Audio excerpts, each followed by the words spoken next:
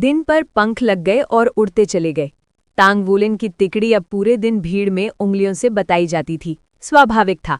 आखिर पिछले दिन अकादमी के प्रवेश द्वार पर हुई घटना ने सबका ध्यान उनकी ओर खींच लिया था। कई लोगों को यह अजीब लग रहा था कि तांग वुलिन की तिकड़ी को अकादमी की ओर से कोई सजा नहीं मिली, बल्कि सब कुछ ऐसे चलता रहा जैसे कुछ हुआ ही ना हो। अब वो झांगकोंग को देखने के लिए इकट्ठा होने वाले छात्रों की संख्या और बढ़ गई थी, यहाँ तक कि कई शिक्षक अंदर तक नहीं जा पाते थे। पिछले दिन की लड़ाई के बाद ठंडे चेहरे वाले राजकुमार की प्रतिष्ठा नई ऊंचाइयों पर पहुंच गई थी। अब वो सिर्फ लड़कियों के लिए ही नहीं, बल्कि पूरे अकादमी के लिए आकर्षण का केंद्र बन गया था। इसके बावजूद वो झांगकोंग बिल्कुल निष्प्रभाव थे, जैसे हमेशा रहते थे। स्कूल के बाद पहली कक्षा के सेक्शन 2 से हुए मैच में तांग वुलिन, शिए शिए और गो युए ने ज्यादा शक्ति खर्च नहीं की। उनके प्रतिद्वंदियों में सिर्फ एक के पास 100 वर्ष की सोल रिंग थी और तिकड़ी की तालमेल भरी रणनीति के आगे वे असहाय थे। गो युए की आग जैसी सपोर्ट से शिए शिए ने आसानी से मुकाबला जीत लिया। 3 मैच 3 जीत और उसके ऊपर पिछले दिन का प्रवेश द्वार वाला हंगामा। अब 5वीं सेक्शन पूरे अकादमी की चर्चा बन चुकी थी। कल उनका अवकाश दिन था। उसके बाद उन्हें पहली सेक्शन को चुनौती देनी थी। हर ग्रेड की पहली सेक्शन पूरी तरह अलग होती थी, क्योंकि वहां उसी वर्ष के सबसे बेहतरीन प्रतिभाशाली छात्र होते थे। बीते 20 वर्षों में पहली सेक्शन को कभी किसी निचली सेक्शन ने नहीं हराया था। डिनर के बाद तांग वुलिन और शिए शिए अपने डॉर्म लौटने ही वाले थे कि गो युए ने उन्हें रोक लिया। कल तुम दोनों कहाँ जा रहे हो? जल्दी बताओ, नहीं तो बुरा मानने का मौका मत देना। उसने कमर पर हाथ रखकर एक तीखी मुद्रा बनाई। वो बहुत सुंदर नहीं थी, पर आकर्षक तो निश्चित थी, और इस भाव में तो उसे देखकर हंसी आ ही जाती। हम तुम्हें क्यों बताएं कि हम क्या कर रहे हैं? शिए शिए ने नाक से कोड़कर कहा। गो युए के होंठ फड़क उठे। मैंने खाने के समय साफ साफ सुना था तुम लोग क्या बात कर रहे थे। तुम कल बाहर जा रहे हो, ठीक है, मत बताओ। मैं अभी जाकर टीचर वू से अतिरिक्त प्रशिक्षण मांग लूंगी, फिर कल कहीं मत जाना। वैसे भी पहली सेक्शन से लड़ना है, अतिरिक्त प्रशिक्षण तो होना ही चाहिए। तुम इतनी परेशान क्यों करती हो? शिए शिए की आंखें फैल गईं और फिर सिकुड़कर गुस्से में बदल गईं। गो युए ने ठंडा सांस लिया। मैं ऐसे ही परेशान करती हूँ, कोई दिक्कत? बताओगे या नहीं? तांग वुलिन ने तुरंत मामला संभालने की कोशिश की। गो युए, मैंने ही शिए शिए से कहा था कि वो मुझे कल नीलामी घर ले जाए। मैं पहले कभी नहीं गया, सोचा देख लूं। गो युए मुस्कुराई। अच्छा, तो फिर हम तीनों साथ चलते हैं। शिए शिए उसकी ओर देखना भी नहीं चाहता था। कौन चाहता है कि तुम साथ आओ? ये तो मर्दों का मामला है। गो युए ने उत्तर दिया। मैंने तो कहा भी नहीं कि मुझे तुम दोनों के साथ जाना है। तुम्हारा व्यवहार तो वैसे ही बर्दाश्त के काबिल नहीं, बस मैं और वुलिन ही काफी हैं। शिए शिए ने शक से उन्हें देखा। तांग वुलिन सिर्फ 9 साल का था, पर असाधारण रूप से सुंदर। कहीं ऐसा तो नहीं कि तुम्हें वुलिन पसंद है? इतनी छोटी उम्र में ही इतने बड़े विचार। मरना चाह रहे हो क्या? उसने हाथ उठाया और एक बर्फ का गोला उसकी ओर उछाल दिया। शिए शिए फुर्ती से बच गया। लगता है मैं सही था। मैं अभी टीचर वू को बताता हूँ कि तुमने किस तरह की आदतें सीख ली हैं। बताओ, अगर अपनी खैर चाहती हो। गो युए आगे लपकी। उसके हाथ से चमकदार रोशनी निकली और वो शिए शिए के पीछे दौड़ पड़ी। तांग वुलिन बेबस खड़ा दोनों को देखता रहा। वो उनके झगड़ों का आदी हो चुका था। उसने सिर्फ हाथ उठाए और दोनों को रोकने की कोशिश की। अंततः अगले दिन सुबह तीनों साथ निकले। शिए शिए जल्दी निकलकर गो युए को चकमा देना चाहता था, पर वो डॉम के बाहर ही उसका इंतजार करती मिली और उसे पकड़ लिया। शिए शिए, नीलामी घर कहाँ है? तांग वुलिन ने रास्ते में उत्सुकता से पूछा। शिए शिए ने गो युए की मुस्कान को देखते हुए कहा, ईस्ट सी म्यूजियम में। हमारे शहर का नीलामी घर म्यूजियम के साथ ही है। म्यूजियम के भीतर ही नीलामी की वस्तुओं की प्रदर्शनी होती है। वहीं बताया भी जाता है कि अगली नीलामी कब होगी। गो युए ने तांग वुलिन से पूछा। वुलिन, अचानक तुम्हें नीलामी घर में इतनी दिलचस्पी कैसे हो गई? तांग वुलिन बोला। बस यूं ही, कभी देखा नहीं था, सोचा देख लें। हालांकि शिए शिए और गो युए उसके अच्छे दोस्त थे, पर गोल्डन ड्रैगन किंग से जुड़ा रहस्य वो किसी को नहीं बता सकता था। वो जानता था कि ये राज किसी से साझा नहीं किया जा सकता। ठीक है, फिर देखते हैं। शिए शिए, जिसे यहाँ आने की आदत थी, सहजता से दोनों को प्रदर्शनी भवन की ओर ले गया। चारों ओर विशाल कांच के केस चमक रहे थे। सैकड़ों दुर्लभ वस्तुएं सजी थीं, जिनके नाम तक तांग वुलिन ने पहले कभी नहीं सुने थे। सबसे सस्ती चीज भी लाखों फेडरल कॉइन की थी। ये केस साधारण कांच के नहीं, बल्कि एक विशेष पारदर्शी मिश्र धातु के बने थे। यह है स्पिरिट फ्रूट सेक्शन। चलो तुम वहीं देख लो। वे एक बड़े आयताकार कक्ष में पहुंचे, जहां शिए शिए रुका। कमरा लगभग 300 वर्ग मीटर का था। आसपास कई प्रकार के दुर्लभ फल और पौधे प्रदर्शित थे। हर स्पिरिट फ्रूट के नीचे उसका विवरण लिखा था। ड्रैगन स्पिरिट ग्रास, 10 वर्ष पुराना, एक दुर्लभ पौधा। इसकी शुरुआती नीलामी कीमत 2,60,000 फेडरेशन कॉइन्स थी और इसकी अनुमानित बिक्री 3 लाख से 3,50,000 फेडरेशन कॉइन्स के बीच थी। वाटर क्रिस्टल पीच, 20 से 30 वर्ष पुराना, शरीर को पोषण देने वाला स्पिरिट फल। इसकी शुरुआती कीमत 1,50,000 कॉइन्स और अनुमानित समापन कीमत 1,80,000 से 2,10,000 कॉइन्स थी। ये सब इतने महंगे क्यों हैं? सभी स्पिरिट फलों की कीमतें देखकर टैंगवुलिन बुरी तरह भौचक्का रह गया। कुछ देर और खोजने के बाद आखिरकार उसे वो स्पिरिट फल मिला जिसे वो ढूंढ रहा था, उस क्षेत्र में जहां उसने सबसे अंत में देखा था। आइस क्रिस्टल फ्रूट, 30 साल पुराना, दुर्लभ, बर्फ गुण वाला स्पिरिट फल। पानी प्रकृति वाली मार्शल सोल्स को पोषण देता है और सोल पावर बढ़ाने में सहायक है। इसकी शुरुआती कीमत 1,80,000 कॉइन्स और अनुमानित बिक्री 2,20,000 से 2,50,000 कॉइन्स थी। स्कारलेट फ्लेम फ्रूट, 40 साल पुराना, अग्निगुण वाला, दुर्लभ, आग प्रकृति वाली मार्शल सोल्स को पोषण देता है और सोल पावर बढ़ाने में सहायक है। इसकी शुरुआती कीमत 1,60,000 कॉइन्स और अनुमानित बिक्री 2,20,000 से 2,30,000 कॉइन्स थी। आइस क्रिस्टल फ्रूट चमकदार, पारदर्शी और हल्के नीले रंग का दिखता था। ये 40 वर्षीय फल आकार में लगभग लौंगन जितना था। रोशनी में रखने पर इसमें सफ़ेद लहरदार रेखाएं झिलमिलाती थी। स्कारलेट फ्लेम फ्रूट गहरे लाल रंग का था और उसकी सतह पर हल्के सुनहरे कण चमकते थे। इसका आकार आइस क्रिस्टल फ्रूट से बस थोड़ा सा ही बड़ा था। दोनों स्पिरिट फलों को अपनी आंखों से देखकर टैंगवुलिन का उस सुनहरी आकृति के शब्दों पर थोड़ा और भरोसा बढ़ गया। हालांकि इन दोनों की आयु अभी भी उससे काफी कम थी, उसे 100 वर्षीय फलों की आवश्यकता थी। हाँ, यही वो वाले हैं। तभी अचानक शिए प्रकट हुआ और टैंगवुलिन के पास आकर बोला, ये आइस क्रिस्टल फ्रूट है और वो स्कारलेट फ्लेम फ्रूट। टैंगवुलिन बुदबुदाया, पर ये 100 वर्षीय तो नहीं है। शिए बोला, ये नीलामी है, जितनी दुर्लभ चीज होगी उतनी ऊंचे स्तर पर नीलाम की जाएगी। ये तो पहले स्तर की सामान्य वस्तुएं हैं। मुझे पक्का यकीन है कि 100 वर्षीय फल दूसरे स्तर पर मिलेंगे, लेकिन हम दूसरी मंजिल पर जा नहीं सकते। क्यों नहीं? टैंगवुलिन ने पूछा। शिए ने जवाब दिया, दूसरे स्तर पर जाने के लिए पहले एक जमा राशि जमा करनी होती है ताकि बोली लगाने की योग्यता मिल सके, या फिर आप तीसरे रैंक के प्रोफेशनल हो, तभी बिना जमा के प्रवेश मिलता है। जमा? कितनी रकम? टैंगवुलिन ने पूछा। शिए ने उसे अजीब निगाहों से देखा। तुम इन 100 वर्षीय फलों के लिए इतने आतुर क्यों हो? नहीं तो इतने गंभीर क्यों लग रहे हो? टैंगवुलिन ने हल्की सांस छोड़ी। बताओ, नहीं तो मैं किसी और से पूछ लूंगा। वुलिन की आंखों में छिपी कड़वाहट देखकर शिए का चेहरा गंभीर हो गया। वुलिन, तुम्हारे साथ कुछ गड़बड़ हुई है क्या? टैंगवुलिन ने सिर हिला दिया। मैं झूठ नहीं बोलना चाहता और मुझे ये बात बतानी भी नहीं चाहिए। अगर तुम नहीं बताओगे तो मैं किसी और से पूछ लूंगा। उसे जाते देख शिए जल्दी से बोला, ठीक है, बताता हूँ।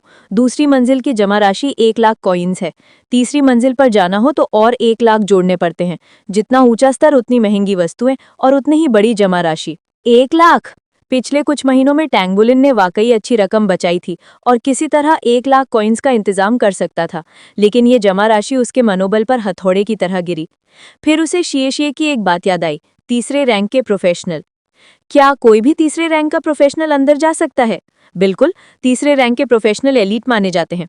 तीसरे रैंक के सोल ग्रैंड मास्टर्स भी इसमें गिने जाते हैं, लेकिन तुम्हें अभी सोल ग्रैंड मास्टर बनने में समय लगेगा, मुझे नहीं। टैंगवुलिन को याद आया, वो केवल सोल मास्टर नहीं था, वो एक ब्लैकस्मिथ भी था। ब्लैकस्मिथ एसोसिएशन के लिए लंबे समय तक कार्य करते हुए वो ये जान चुका था कि 1000 रिफाइन तीसरे रैंक हार्डस्मिथ होने का प्रमाण है। उसका असली अड़चन सिर्फ एक थी, मेंगटियान ने उसे अपनी क्षमता पब्लिक करने से मना किया था। इसी कारण वो तीसरे रैंक का परीक्षा देने नहीं गया। आज दोपहर मेंगटियान ईस्ट सिटी आने वाला था। 2 रात पहले टैंगवुलिन ने उसे जो कॉल की थी वही वजह थी, वो परीक्षा देना चाहता था। तीसरे रैंक का ब्लैकस्मिथ बनते ही उसकी कमाई कई गुना बढ़ सकती थी। शिए बोला, वुलिन, अगर तुम्हें किसी बात में मेरी मदद चाहिए तो बताना, मैं अपनी पूरी क्षमता से मदद करूंगा। हाँ, मैं ठीक हूँ, चलो बाकी चीजें भी देख लेते हैं। वुलिन ने अपनी भावनाएं छिपा ली। अब जबकि वो पुष्टि कर चुका था कि नीलामी ग्रह में वे वस्तुएं वास्तव में हैं, वो बस समय आने पर दोबारा लौट सकता है। जहां तक ड्रैगन टाइप 100 वर्षीय सोल बीस्ट का खून, शायद वो भी यहां मिल जाए, लेकिन इस बात को उसने शिए और गुयुए के सामने छुपा दिया। आज का सबसे बड़ा उद्देश्य सिर्फ जांच करना था। अंततः ये यात्रा बेकार नहीं गई। तीनों ने पहले स्तर का चक्कर लगाया और ढेरों नई चीजें देखीं, जैसे कि फोर्ज्ड मेटल्स। पहली मंजिल पर केवल 100 रिफाइंड मेटल थे। इसका मतलब था कि दूसरी मंजिल पर 1000 रिफाइंड मिलेंगे। ये जानकर उसके दिल में आशा का दीपक जल उठा। यदि वो तीसरे रैंक का ब्लैकस्मिथ बनकर तीसरे रैंक के कार्य करने लगे तो वो धीरे धीरे आवश्यक धन एकत्र कर सकता है। नीलामी गृह से निकलकर तीनों दोपहर के भोजन के लिए अकेडमी लौट आए। बाहर खाने का विचार भी आया, लेकिन टैंगवुलिन की भूख एक युद्ध ड्रम की तरह थी, अनंत। वो शिएशी या गोयुए को खर्च करवाना नहीं चाहता था, इसलिए अकेडमी का मुफ्त भोजन ही समझदारी थी। मैं आज दोपहर फॉजिंग वर्कशॉप जाऊंगा, तुम लोग जाकर ट्रेनिंग करो। और हाँ, क्लास 1 के बारे में जानकारी इकट्ठा करना, हमें उनके बारे में कुछ नहीं पता, वुलिन ने शिए से कहा। शिए को पता था कि वुलिन हर हफ्ते के अवकाश पर वर्कशॉप जाता है। ठीक है, और वैसे भी क्लास 1 मैं अकेले ही उनसे निपट सकता हूँ, उसने अकड़ते हुए कहा। जरा सावधान रहे, कहीं तेज हवा तुम्हारी जुबान ही ना उड़ा ले। तभी एक व्यंग से भरी आवाज आई, क्लास 5 की 3 छोटी मछलियां और इतनी अकड़। वुलिन, शिएशी और गुयुए मुड़े। कुछ इंटरमीडिएट डिवीजन के छात्र थोड़ी दूरी पर खड़े थे, उम्र में लगभग बराबर। बोलने वाला लड़का साफ तराशे रूप वाला था, बीच से बटा हुआ बाल, लेकिन होंठ पतले। उसके शब्द जितने कटीले थे, उसका रवैया भी उतना ही चुभता था। उसके साथ खड़े लड़कों के चेहरे पत्थर की तरह कठोर थे और तीनों की ओर घूर रहे थे। शिए का चेहरा ठंडा पड़ गया। वो आगे बढ़ने ही वाला था कि टैंगवुलिन ने उसका हाथ पकड़ लिया। वुलिन ने धीमी आवाज में कहा, हमने पहले ही टीचर वू के लिए काफी मुसीबत खड़ी कर दी है, क्या तुम खुद को काबू में नहीं रख सकते? शिए ने ठंडी दृष्टि से सामने देखा और बोला, तुम लोग क्लास 1 से हो ना? कल के बाद तुम क्लास 2 बन जाओगे। अजीब स्वभाव वाले उस लड़के ने हंसते हुए कहा, अच्छा ठीक है, मैं देखना चाहता हूँ कि तुम लोगों में ऐसी कौन सी काबिलियत है जो हमें क्लास 2 में भेज देगी। बात कहते ही उसकी आंखों में एक चमक उभर आई। उसका शरीर थोड़ा तन गया और अचानक कुछ बड़ा होकर बेहद लचीला सा प्रतीत होने लगा। उसके पैरों के नीचे से 2 पीले रंग के रिंग उभरे और उसकी गर्दन पर नीले हरे तराजू जैसे शल्क उभर आए। उसकी आंखें संकरी ऊर्ध्वाकार खांचों में बदल गई। 2 रिंग, एक सोल ग्रैंड मास्टर। तांगवुलिन की तिकड़ी दंग रह गई। भले ही वो क्लास 1 के छात्र थे, पर स्तर तो लगभग एक जैसा ही होना चाहिए था। आखिर वे सभी केवल 9 साल के ही थे। इतनी कम उम्र में उसका सोल ग्रैंड मास्टर होना वाकई चौंकाने वाला था। तांगवुलिन एक कदम आगे बढ़ा और गोयुए तथा शिए के सामने खड़ा हो गया। सामने वाले की प्रबल आभा के बावजूद तांगवुलिन के हृदय में एक अनोखी खुशी फूट पड़ी। डर का तो नामो निशान नहीं। उसके पैरों के नीचे एक सफेद सोल रिंग उभरी और उसके हथेलियों से ब्लू सिल्वर घास फैलकर बाहर निकल आई। हा, केवल एक 10 साल की एकल रिंग वाला कबाड़ भी इतना कर दिखा रहा है। बड़ा मजाक है, लेकिन निश्चिंत रहो, मैं अभी तुम्हें सबक नहीं सिखाऊंगा। प्रतियोगिता के मंच पर सब बताऊंगा, तब तुम्हें समझ आएगा कि प्रतिभा और कबाड़ में कितना फर्क होता है। मैं फर्स्ट ग्रेड क्लास 1 का वेई श्याओ फैंग हूँ, नाम याद रखना। ये कहते ही वेई श्या फैंग ने अपनी सोल पावर वापस खींच ली। उसका शरीर सामान्य हो गया और वो अकड़ भरी चाल में वहां से निकल गया। हरामी, शिए उसके पीछे दौड़ना चाहता था, लेकिन तांगवुलिन की ब्लू सिल्वर घास पहले ही उसकी कमर से लिपट चुकी थी और उसे रोक रही थी। बहकना मत, वो चाहता है हम पहले हाथ उठाएं ताकि उसे अकेडमी से सजा ना मिले। बस मंच पर पहुंचने दो, तब देखेंगे। शिए की आंखों में ठंडा प्रकाश चमका। 2 रिंग होना इतना बड़ा कमाल है, हम खुद ही देख लेंगे। तांगवुलिन बोला, मैं पहले वर्कशॉप जा रहा हूँ। टीचर वो हमारी मदद कर विरोधियों का विश्लेषण नहीं करेंगे, हमेशा हमें ही स्थिति के अनुसार खुद को ढालना पड़ेगा। तुम दोनों क्लास 1 की जानकारी जुटाने का रास्ता सोचो, फिर आज रात को मिलकर सब पर चर्चा करेंगे। हालांकि शिए मन से पूरी तरह आश्वस्त नहीं था, लेकिन वेई श्या फैंग की 2 रिंग देखकर तीनों के दिल पर एक भारी दबाव जरूर आ गया था। ऐसे प्रतिद्वंदी से वो जीत कैसे पाएंगे? 9 वर्ष की उम्र में 2 रिंग, वो सचमुच असाधारण प्रतिभा थी। सामान्यतः दूसरे तीसरे ग्रेड से पहले क्लास 1 के विद्यार्थियों में कोई 2 सोल रिंग वाला शायद ही मिलता। शिए को पहली बार ये संदेह हुआ कि क्या वो सच में एक प्रतिभा कहलाने योग्य है। आखिर उसके और वेई श्या फैंग के बीच स्पष्ट अंतर था। ठीक है, कल मजा चखा देंगे, शिए बोला और उदास चेहरे से चला गया। गुयुए तांगवुलिन के करीब आई, उसके चेहरे पर सहज मुस्कान थी। उन्हें ध्यान मत दो, हम निश्चित रूप से जीतेंगे। वो तांगवुलिन के कंधे पर हल्के से हाथ रखकर भीड़ में खो गई। तांगवुलिन ने मुट्ठियां भींची। उसकी टीम के सदस्य इतने मजबूत थे और कप्तान होने के बावजूद वो खुद इतना साधारण। जिंदा रहने और मजबूत बनने के लिए दोनों के लिए उसे जल्द से जल्द आइस क्रिस्टल फ्रूट और स्कारलेट फ्लेम फ्रूट चाहिए थे। वर्कशॉप पहुंचने पर मंग तियान अभी नहीं आए थे, इसलिए तांग बोलेन ने पिछले हफ्ते लिया हुआ फॉर्जिंग का कार्य शुरू कर दिया। लगातार अभ्यास से वो 1000 रिफाइंड हैवी सिल्वर हैमर तकनीक में काफ़ी दक्ष हो गया था और अब दूसरे रैंक के ब्लैकस्मिथ कार्यों के लिए सरल हो गए थे। कोई भी उत्पाद खराब नहीं निकलता था, इस कारण वो अब सप्ताह में 2 कार्य ले सकता था और अधिक पैसे कमा पाता था। तांग बोलेन ने अपनी सारी बचत निकाली। गिनने पर पता चला कि उसके पास 3,20,000 फेडरल कॉइन्स थे।